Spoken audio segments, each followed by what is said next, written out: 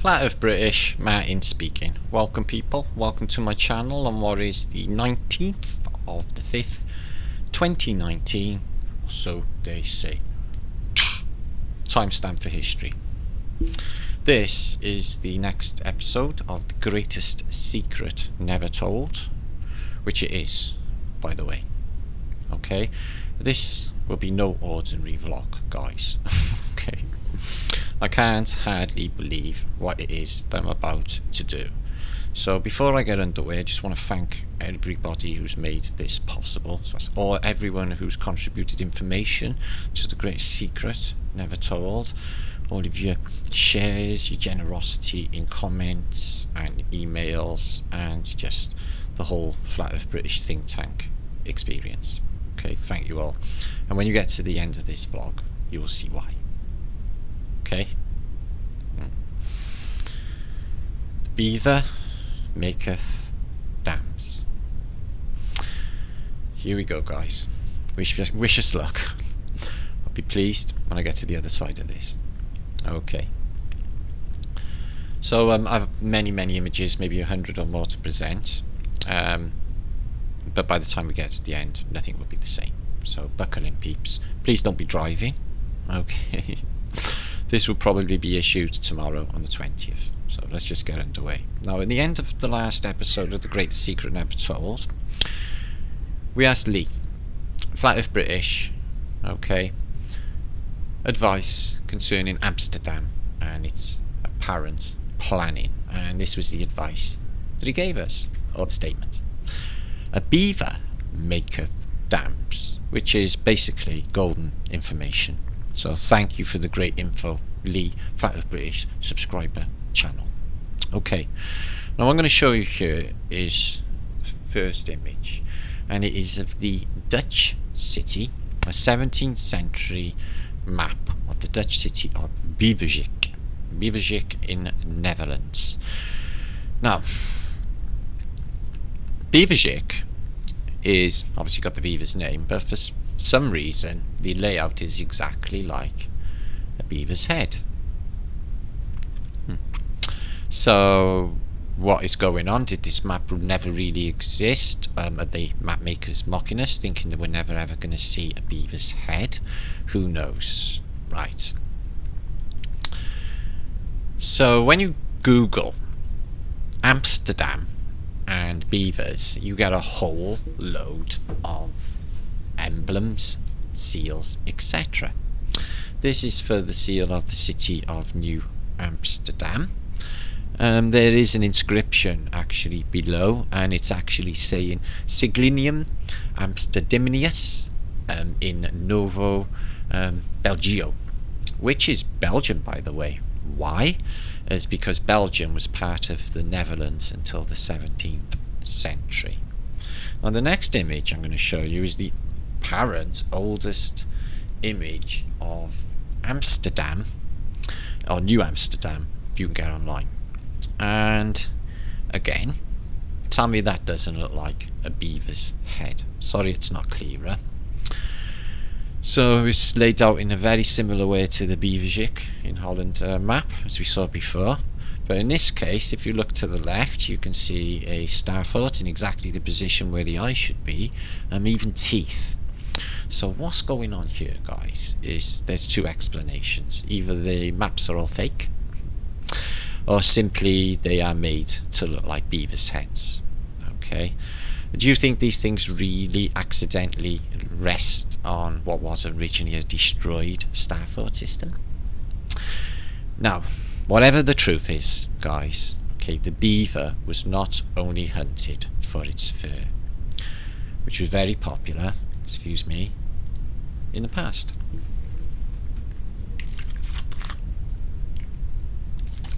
Okay. Even the Queen's Guard wear busbies, which are made of beaver skins. Them large woolly hats that they wear, fluffy hats. Now, excuse me.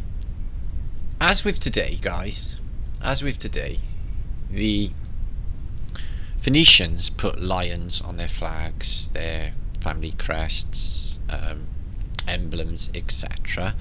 But also the beaver. It's on a lot of emblems. This is the seal for the province of New Amsterdam from 1623. There's many more you could go through. Flags. We have, excuse me, we have this one from the pre-Revolutionary War, and it's a flag for the New York State. It's embroidered, and it is of a beaver as well. You get them in money. This one's a Canadian 5 cents, and it's the beaver. And you get them in universities all across America have these crests, and in this case you have two beavers, one there below the X code and one here holding the crown. So it would seem to the elites the beavers are pretty significant, not only in America but in the UK. Here's the London School of Economics, and their emblem is a beaver. The London School of Economics has a beaver on its emblem. Okay, now just as the rebuilders of Amsterdam seen beavers do planning too, guys, but this is no joke to what level. Okay, this is mind-blowing to know. Okay, now this is what Wikipedia says about our friends, the beavers. Beavers are known for their natural trait for building dams on rivers and streams, and building their homes known as lodges. Know anyone else that calls their homes lodges? In the resulting pond, beavers also build canals to float down materials that are difficult to haul over land. They use powerful front teeth to cut down trees and other plants. They use both for building and food, and in the absence of existing ponds, beavers must construct dams before building their lodges. First, they place vertical poles, then they fill between the poles with a crisscross of horizontally placed branches. Then they fill in the gaps with branches with a combination of weeds and mud until the dam impounds sufficient water to surround the lodge. They plan. Now, so they do it in 8 steps, and we're going to go through them quickly. Here's the first one. Step 1. The beavers find somebody of the opposing sex, and the beavers stay mates for their entire life. I like beavers. I like beaver a lot, actually. 2 is hi people. I'm looking. I do it in a beaver-like manner. Hi people. I'm looking for a dam. Okay.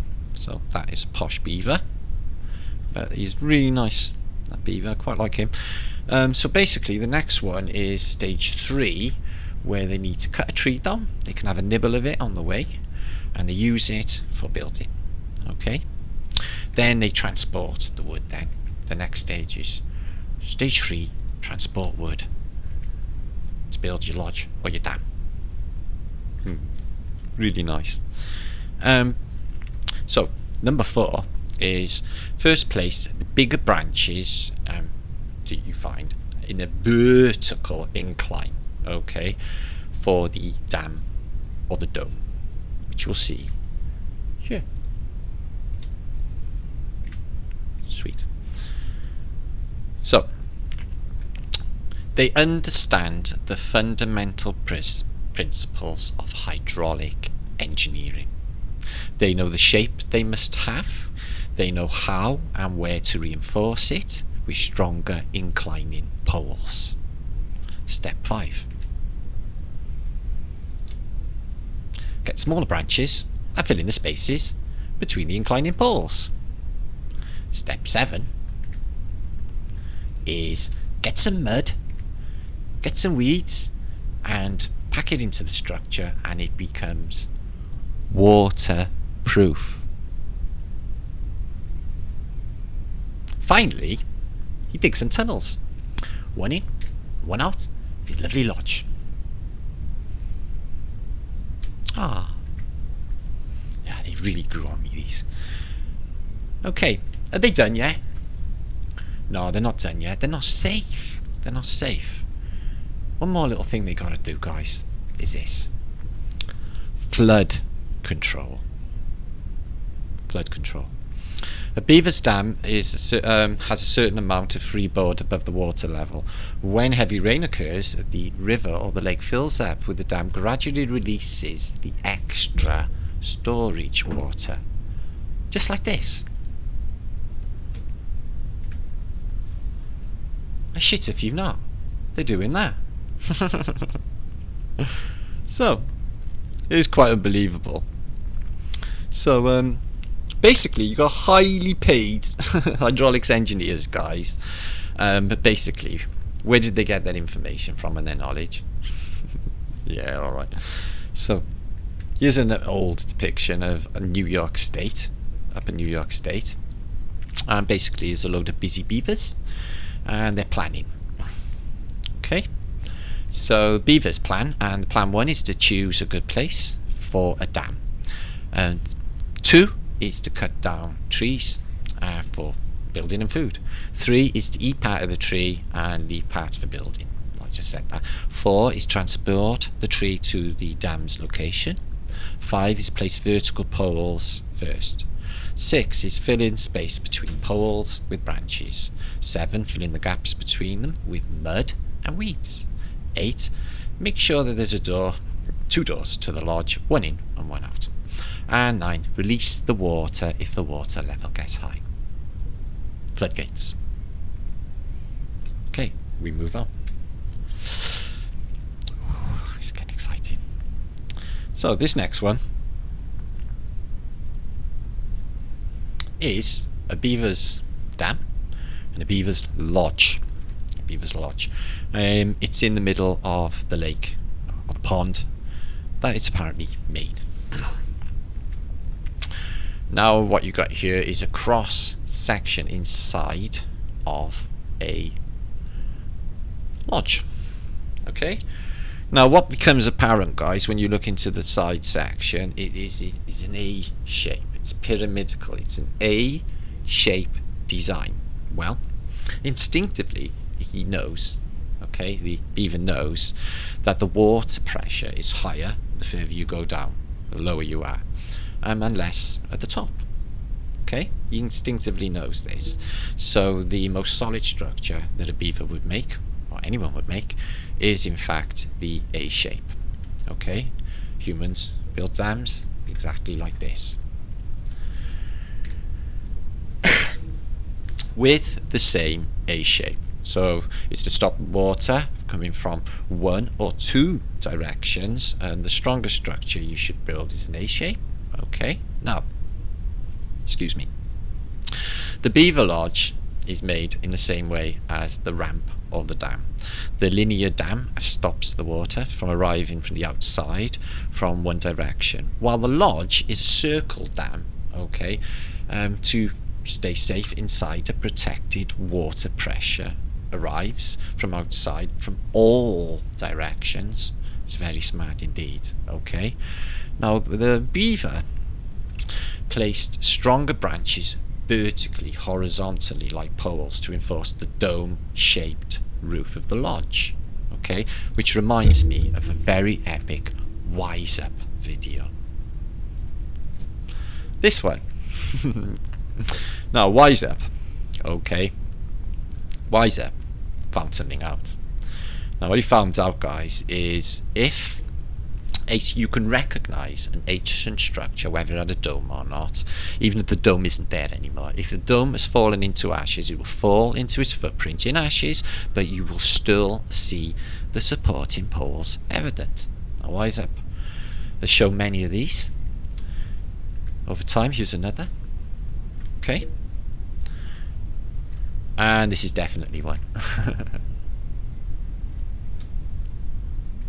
You get the picture. So, could this be the truth?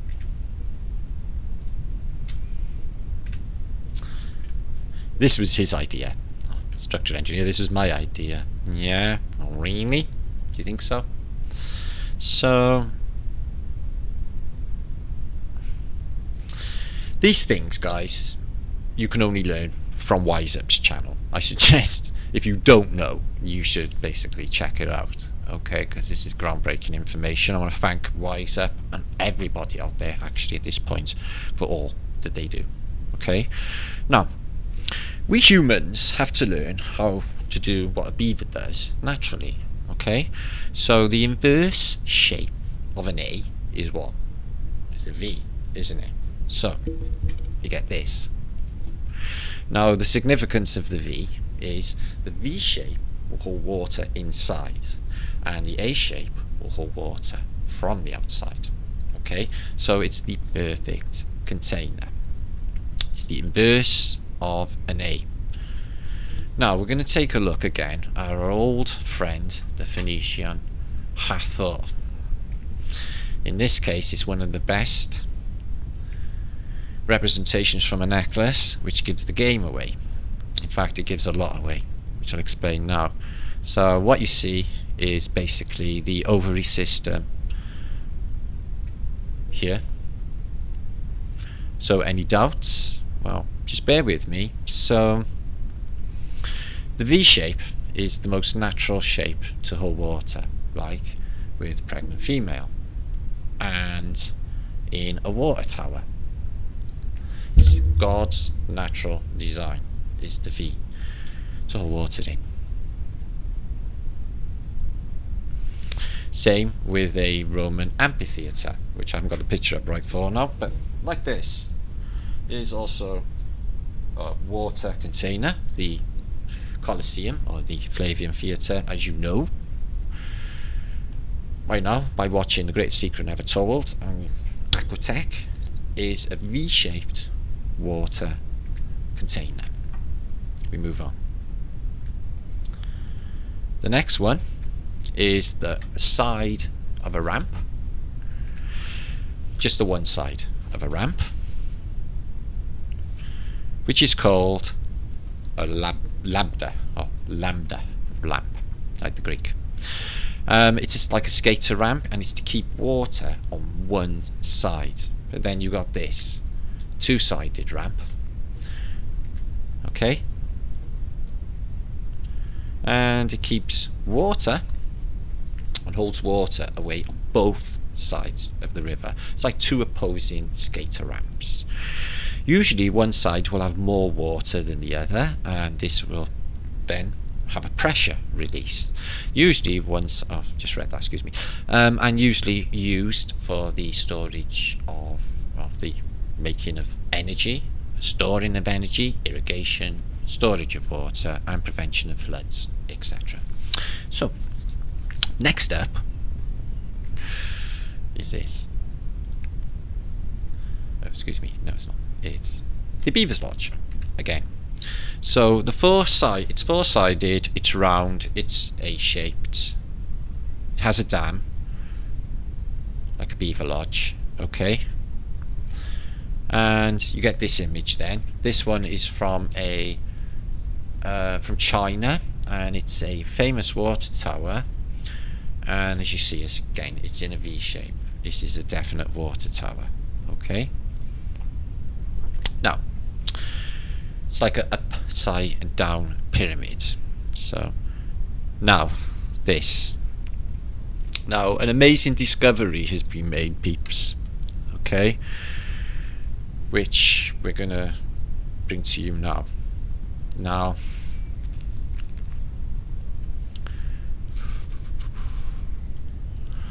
this is a burial chamber in Ireland. Okay.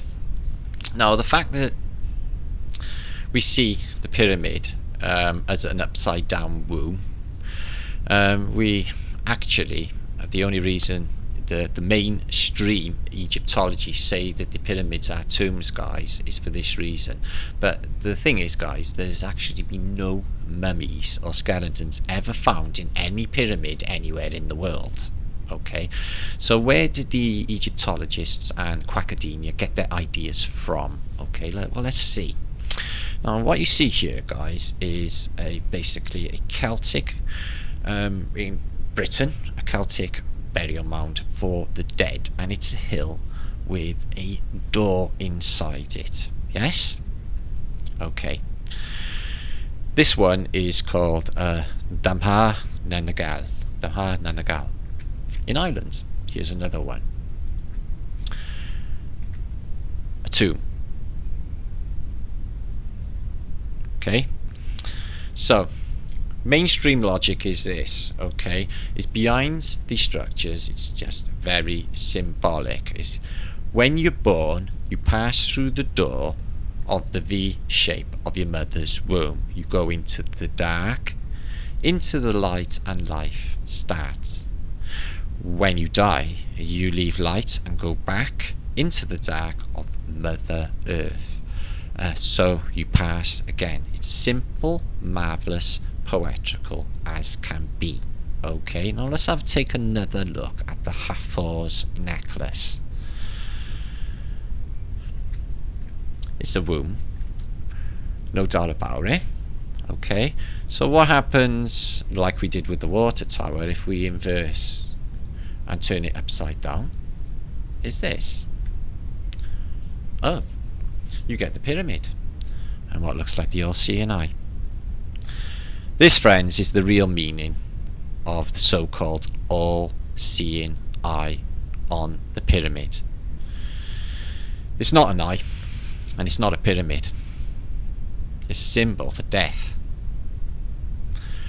regeneration, reincarnation, or whatever you want to call it. It's the reverse of being born. They made it upside down in a yoni shape, probably to give you a subliminal idea. Something like this. Oh, death will arrive sooner or later. You better accept it. No need to panic. You'll be alright. You're going back to your mother's room. You'll be safe. Oh, very archaic. But a very effective idea to comfort the old and the sick, and the ones who have to face the idea that things will be over soon. So let them feel that they're okay, which is good, I suppose. Easy to understand. So there's a poem, guys, that'll just sum up what they're thinking.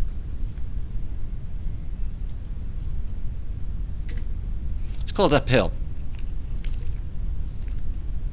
which is very poetical. Does the road wind uphill all the way? Yes, to the very end. Will the day's journey take the whole day long? From morn till night, my friend. But will there be a night, a resting place, a roof where the slow dark hours begin? May not be darkness hide from my face. You cannot miss the inn, son. But it doesn't say son. You cannot miss the inn. Shall I meet other wayfarers at night? Those who have gone before, those then must knock the door and call when just in sight. They will not keep you standing at the door.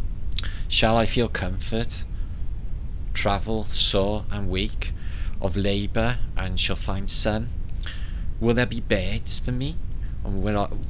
And all I seek, there will be beds for all who come. In the poem Uphill. So this is their mindset, guys. Okay, now the reality.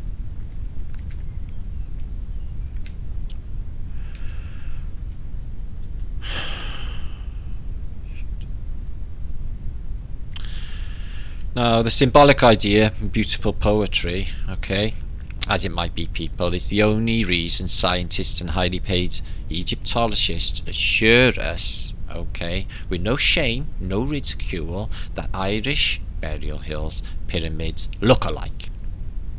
So the pyramids must be tombs, yeah? Wow, even though no skeletons or mummies or anything have ever been found in them. Okay. Now, if you've been watching The Greatest Secret Never Told 10, guys, you probably noticed by now it's about water and dams, and this is why. could the pyramids, apart from being energy generators and all the stuff we discovered lately concerning antiquitech, but could they also be four-sided dams to keep water outside and survive a worldwide flood?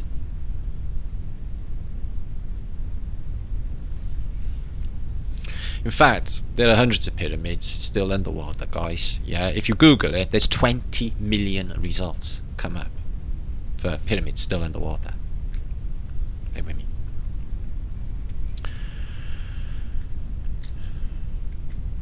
Okay. Now,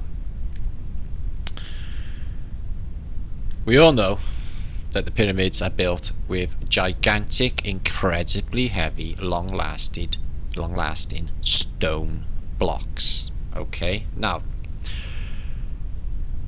do you think this makes sense to build something at such a vast scale just to bury the bones of one whoever? See, in my mind that makes zero sense, especially when you see the sort of scale we're talking about for, specifically in this case, the Pyramid of Giza. Okay, so what they're trying to, academia, when they're sorting your intelligence, want you to believe is this, guys. For a 146 meter high structure, it fits a body in a box of 50 centimeters high and 2.5 meters long. So at most, you make a super safe tomb of about 2-3 meters, say, or 4-5 meters wide. Use heavy rock, it would be more than enough, okay, to bury anybody. There is no need for a structure 230 meters wide, 140 meters high to bury one peep. Okay, that's just stupid and idiotic thinking. So they're not tombs, guys. They're not tombs. Most of us think this anyway. So what are they? Okay, now, second, all pyramids are 100% waterproof. 100% waterproof. Now, what we'll see here is an example you can see in stoneworks in an Inca wall where you can't even fit a credit card in. Now, why 150 meter high and waterproof? Okay.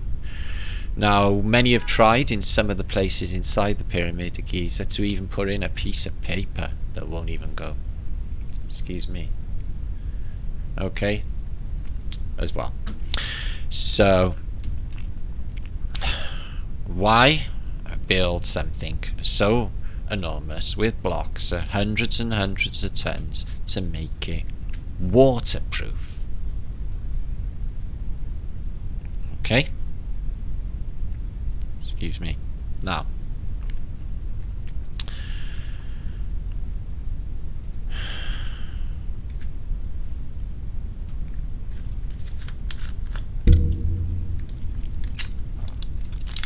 these structures would definitely keep water outside. Okay. Now, at this stage, guys, you might think this is really wild, what I'm about to say, but this isn't, guys. This is clear thinking. In fact, I've never thought so clear in all my life. This is as clear thinking as you can get, peeps. Okay? Now, I think these things are definitely suitable for keeping water outside. Okay? Now, I want to speed up the process a little bit here, peeps. Okay? Could the Great Pyramids of Giza actually be Noah's Ark? Now, here. Now, we do know the Bible writes that the Ark is made of cypress wood, and if you watch the epic Wise Ups channel, which I just mentioned, guys, this guy will teach you that wood petrifies quickly when totally submerged in mud. Right? Now, the main reason why we think Noah's Ark could possibly not have been a vessel is its shape. The Bible's verses, the overall weight and absence of any kind of steering or any kind of boat attributations whatsoever. In fact, the Bible says little about any vessel. Now, apparently, a boat, yet, it has no sail. Mentioned in the Bible. It has no helm. Mentioned in the Bible. It has no rudder. Oh, no anchors in that case. No rudder. Mentioned in the Bible. Sorry. And no anchors, as I just showed you. Excuse me. No anchors mentioned. In fact, there are no bows even mentioned for this apparent boat. No fenders at all. No mention of any of these things which you would attribute to a boat. Not even a designed hull. Not even a designed hull. Now, guys, I'm sure at sea in the Merchant Navy, guys, you cannot, even without one of these things missing, the ship would just sink to the bottom. And no keel was mentioned either. Okay, so these things missing, it cannot be a boat. So if you actually look into what actually an ark is and look it up, this is what it'll tell you. The ark is a large box, and it wasn't even regarded as a ship or a boat until the late 15th century. So say that again, the ark is actually a box, a large box. Bear with me. Okay, thank you, that's very helpful. Now, the Bible describes in length the measurements of the ark, which we know, if we read, they are basically pretty obscure. You get them in Egyptian royal cubits, Sumerian cubits, Greek feet versus Ethiopian thumbs, etc. It's just crazy stuff. You can't really get your head around it, so don't even bother wasting your time. I'll give you an idea if I can just show you. No, I haven't got that up. But anyway, so it's just insanity to think that if you go with them schematics, you're going to get anywhere. But instead of that, we're going to look at some pictures of people who really have read the measurements, not in the too distant past, and they drew images of what it looked like. Now, these, what I'm going to show you now, are genuine old handmade images or drawings, not modern childish designs for children, but the real McCoy, apparently. Now, this first one is an Irish 14th century manuscript depicting Noah's Ark. And what you see is this sort of A structure. The next one is even more mind-blowing. This is a bas-relief from antiquity, and you see Noah's Ark, and they show you exactly what it is. They are going in to a pyramid.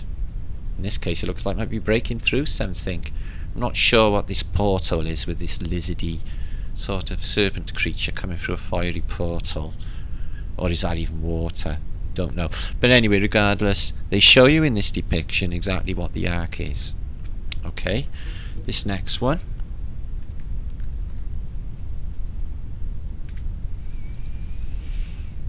Okay, the same apex. Okay, this one, again, Middle Ages, and they show you what they think the ark is. Again, it's a box with an A-shaped roof. Again, another ancient depiction. My word, you get exactly the same. So there seems to be a common consensus amongst all artists that the whatever measurements they got back in this time, that there seems to be an A-shaped roof. This one has got no vessel at all. It's got 4 stories and a roof. Okay, so it's got no boat at all with that one. Now, this is where it gets really crazy interesting. Now, this next image is from a British artist. Okay, now I've got a lead atlas full of these images, and they show you exactly the same. And he gives you the schematics of what he thinks the ark is, but if you can see the bottom one, it's just stories, and you can see there's an inclined pyramidical roof. Okay, now I had a lead atlas, but it was in Dutch, and what we did was we basically translated. So this is from 1733, and they show you a house with a vertical roof, like a pyramid, okay, in a lead atlas from 1733. Okay, now, excuse me. So this ancient British one I just showed you had 3 stories. Now the story, they had an A-shaped room. It looks very close and low on that first image, which I just showed you. It's not like a high building, it's very low. You see? Okay. Now,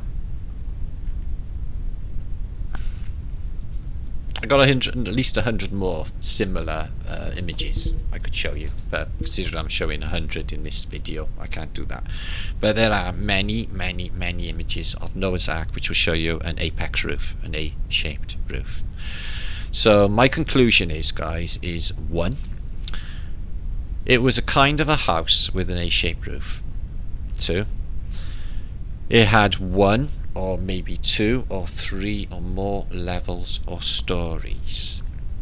3, most of them, even though the Bible says nothing about it, anything about it being a boat, but only an ark, which means box, most have depictions of a box resting on a ship, boat or vessel. No? Okay. The next one is my favourite map of all. If you follow Flat Earth British, you know I've got a fascination with this, and now at this moment in time it's all making perfect sense why. This is the oldest map you can visit. I visited myself in Hereford Cathedral, the Hereford Mappamundi from 1290. And like when you go to visit this, like most people would do, you go in search of Noah's Ark and other biblical things and try and find them. Now, when you find the Noah's Ark on the Mappamundi, this is what it is. It's a sort of house, it's some sort of vessel, with what looks like an apex roof on the Mappamundi. Now, not massively conclusive maybe. What about this? If you stand 3 or 4 meters away from the Mappamundi, suddenly you see it. Excuse me.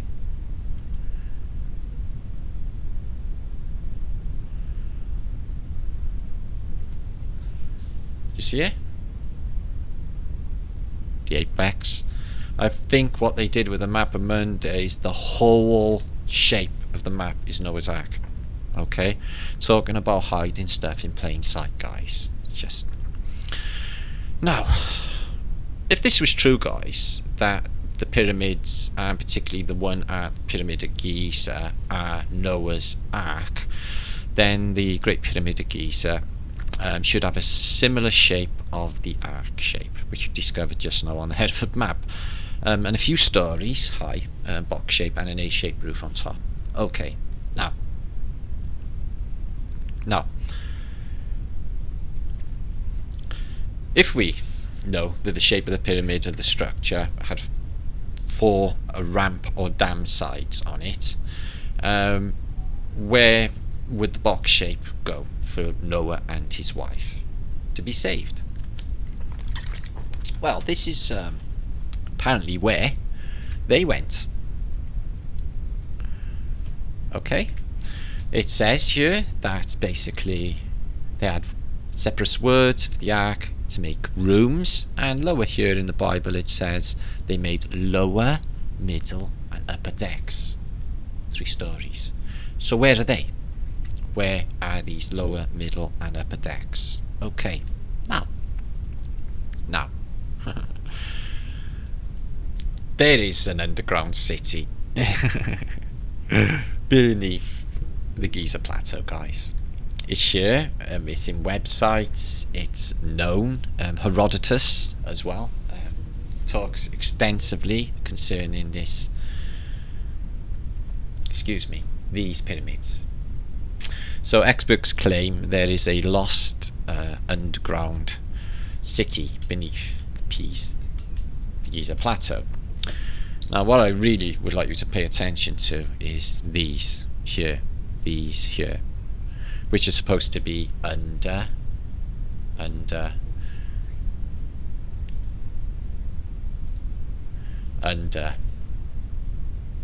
Giza plateau.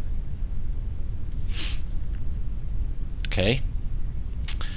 Now the makers of this article is really juicy information, but they failed to connect the dots completely. Okay, and they deal with timescales that I don't go down, but the truth still remains that there's a lot of civilization or a gigantic city underneath the Giza plateau. Okay, there's plans for its side sections, temples, all sorts. I have one here I could just quickly bring up for you, if you don't mind. Thanks for your patience. You have temples, full-size temples, streets, and this is a side section of underneath. Sorry it doesn't blow up anymore. The Giza plateau. Okay. Okay. Now, so I'll give you this link, you can read up for yourself, but it is indeed there. I've got many Victorian photographs which show you its entrances, etc. Now, there it is, the draft by this English artist of this 3-story apex-roofed thing. And what we got here is multi-stories below the Giza plateau. Now, here's a thermal imagery, or a scan taken of the Giza plateau. Okay, they used infrared thermal photography, and what you see is the thermic scan shows clearly indeed there are man-made rectangular structures below the pyramids, and actually huge part of the plateau. Okay, now there are entrances in, although you wouldn't be able to go into them. Here's one which will take you down into this underground installation that they won't let you go to. Now, here next is very, very interesting indeed. This is a basically picture which shows you the EM fields resonate above a pyramid. So this is how it would resonate, the EM field above a pyramid and below, in fact. Okay, now wait for it. This is being overlaid and superposed, interposed over some of these old depictions of Noah's Ark that we just showed you, these images of artists through the centuries. How is it they 100% correspond with everyone?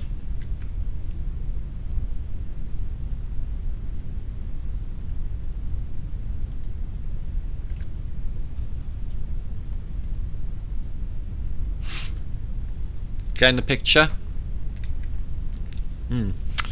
So they perfectly match, and the Enfields from centuries ago. How is this even possible? Okay, using modern detecting devices, measuring devices. It's just, how is this happening? Now the next one is a modern rendering of the decks and stories that they think are underneath Giza plateau. Stories underneath the Giza plateau. So this is a computer drawing. Now Are there any other cities that have different floors? Is this even possible? Yeah, there's Cappadocia in Turkey. I've covered it on my vlogs. You've got many of these civilizations. Excuse me, I did it again. Göbekli Tepe, etc. No, Mohenjo-Daro. Göbekli Tepe's not like this. Mohenjo-Daro. There's other ones as well, which give you a 3-story building. Okay, stacked on top, underground. Okay, here's some more of Cappadocia. These are the tunnels underneath it, leading in. And this next one is also in Cappadocia, but it's been scraped out by some machine, I suppose, for some tourists, accessibility, electrical cabling, whatever. Now, this next image is from the Americas.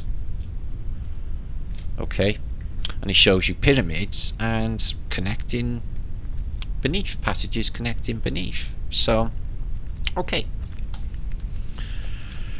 How would you survive underground while water is all about above for 9 months of the flood? With only water above, how would you survive down there that long? Okay. Is it possible? At one time before the flood, everywhere was covered in these.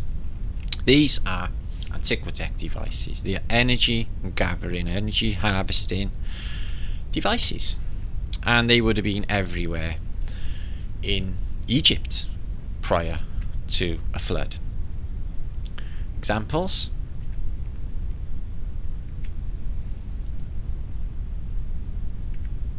this is a Tesla coil in Russia.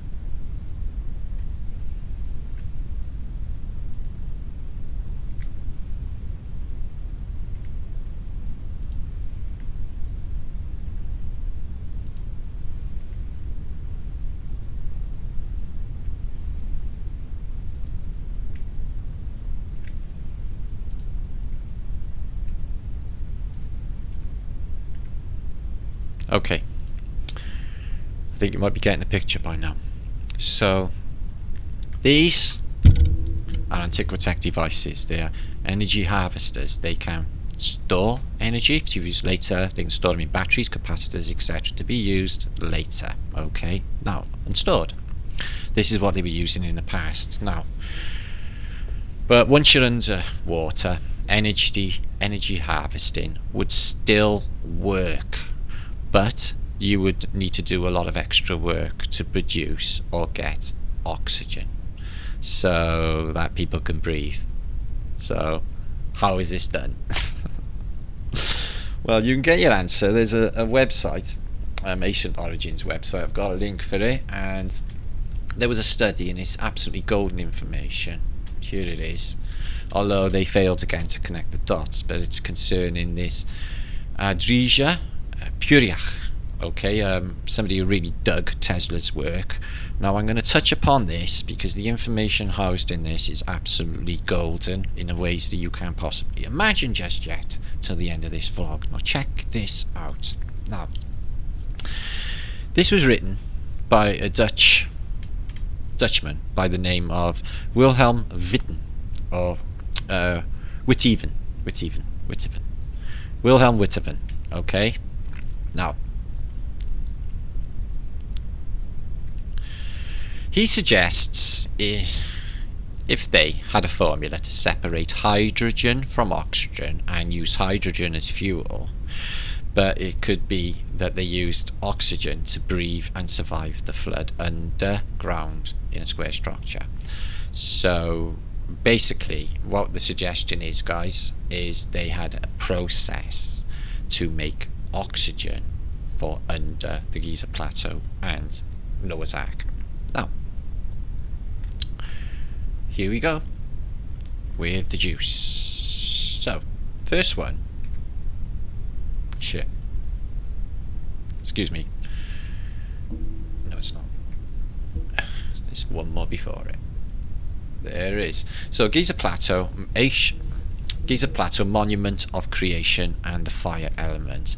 So now what I'm going to do now, guys, is I'm going to read through a bit of this Witten's absolutely brilliant work, and you'll see why. So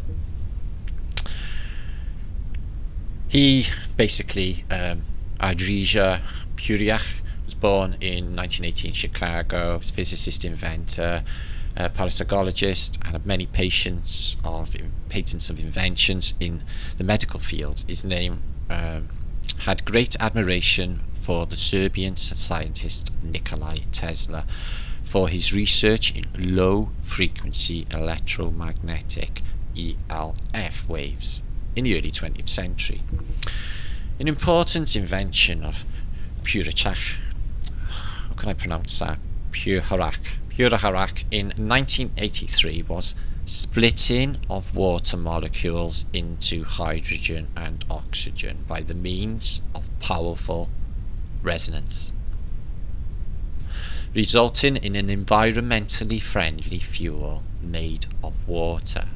A critical resonance in water molecules induced by strong alternating current impulses, which only strengthen itself like soldiers marching over a bridge.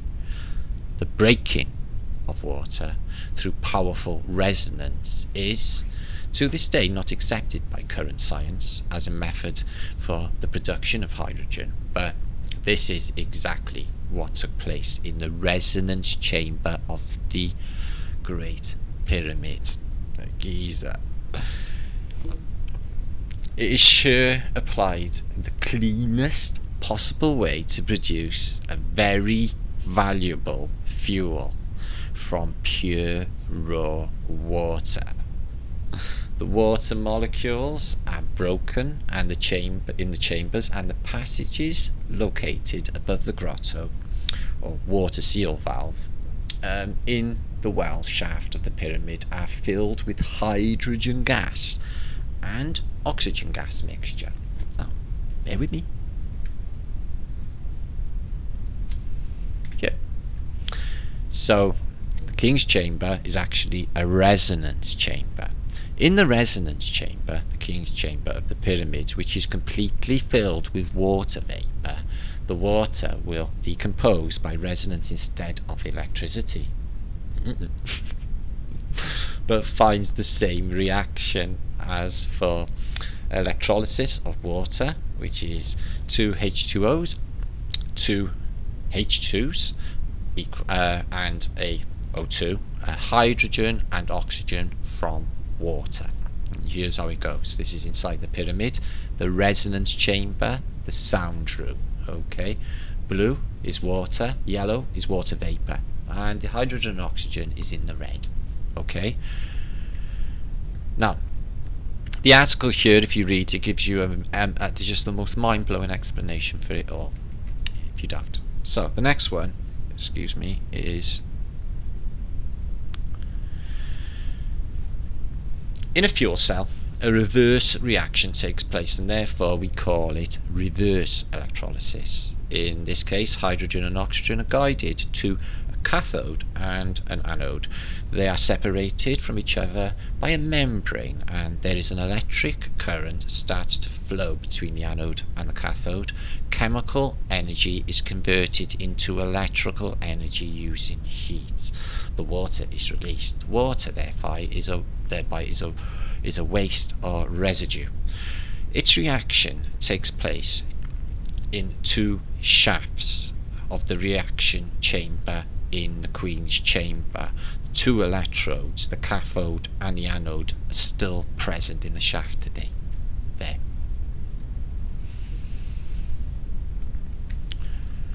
We'll talk about that more on the next.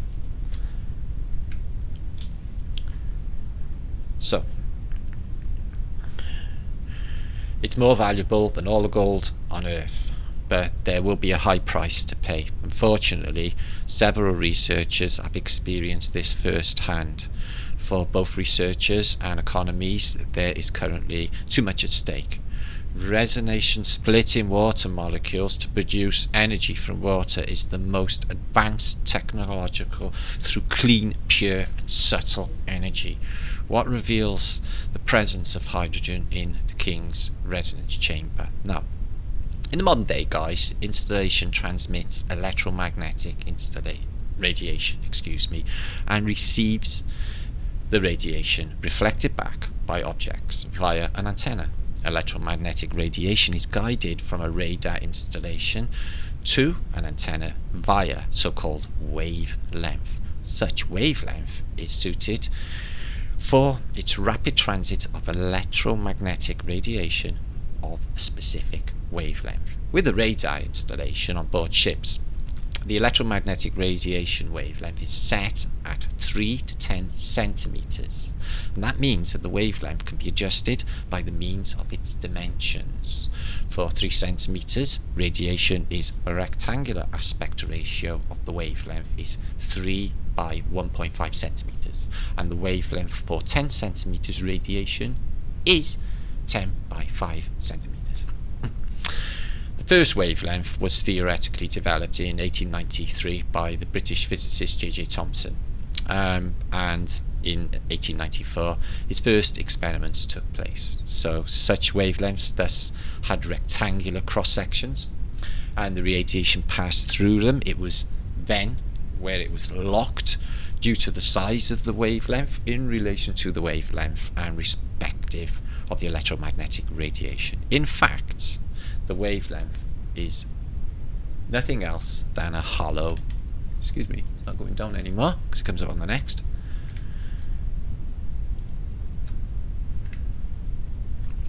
The dimensions, missed the bottom bit of that.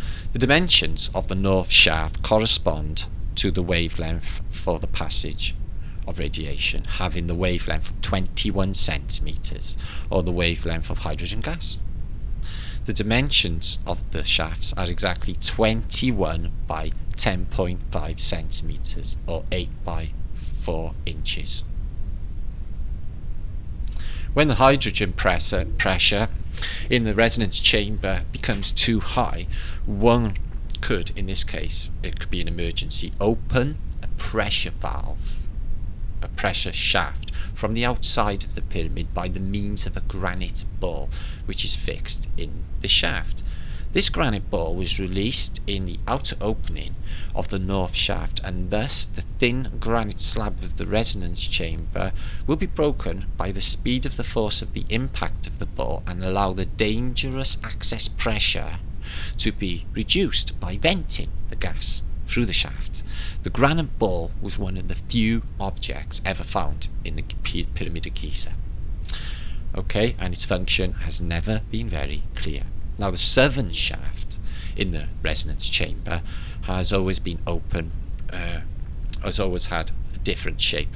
This shaft was responsible for a low humming sound made when the pyramid that Herodotus mentioned is a singing pyramid. The construction of this shaft looks like an organ pipe, and its pressure in the resonance chamber, hydrogen and oxygen, provide necessary gas flow in this shaft for the creation of sound. The length of the shaft determines the frequency and transmitted sound. The longer the shaft, the lower the frequency of the sound, and further the sound is carried.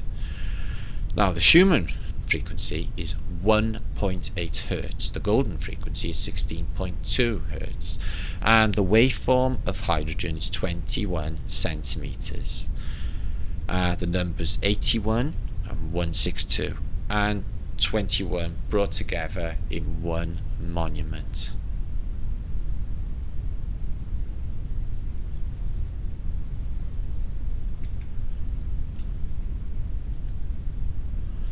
No Hall of Records, which we've been seeking for so long, but the pyramid of records in which all of our sciences underlie in its design. astronomy, precessional, solar year, mathematics, mathematical constants, physics, sound, reverse electrolysis of water, chemistry, redox reactions, the medicine, resonance therapy of 8 Hertz therapy belong to the legacy left to us. The Great Pyramid is certainly no grave, guys, no hydrogen plant, and it's no spiritual initiation centre. It's a gift from the gods by the means of subtle energy presented by our Earth, a quality of responsible technology to reach, the gift from the gods united in one library of knowledge. Gods honour people, and I think it's up to the people to honour the gods. It is about time to redeem us from dogmas and create a new vision based on logic and intuition. Logic through the universal language of numbers, and intuition through the universal language of Earth itself. It's all about the sound. Due to complications during storage and transport, we're not ready yet for the hydrogen economy, but there will be a time, a new world will emerge from the legacy of the ancient world based on the voice of Earth. Ancient cultures knew this as the voice of God, the sound of creation. Hopefully this book will contribute to the perceptions of a larger group of people. God, I pray for that.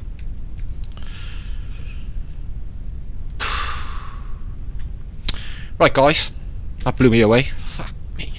Ugh.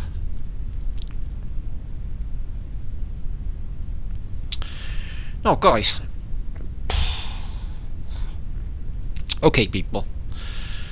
This is all I can say for now, guys. My conclusion is that all pyramids are basically bunkers. They are arks to survive a flood, and this is how they survived. And Noah's Ark is the pyramid of Giza, and they produced oxygen, and the mechanism's still there. You know, this is just the most mind-blowing stuff. Now, water is essential because basically we're 70% water. This place, whatever the size of it is apparently 70% water. So there's probably water above the firmament and below the firmament. So basically, we're all living in some kind of underwater submarine with a yellow glass firmament, exactly like a yellow submarine. Right, almost there. I think that will conclude most of it. I've made one or two mistakes, but we got there in the end. Let me know what you think, people. Just blown away by all this. It's just the evidence is there, you know. It's there. Now, okay. Now, one more thing. Now, we wrote to Hawis, Dr. Zahi Badass. We emailed him. He was the former chief of Egyptology. Basically, we emailed him concerning the Great Pyramid could well be Noah's Ark. He said he didn't know who Noah was.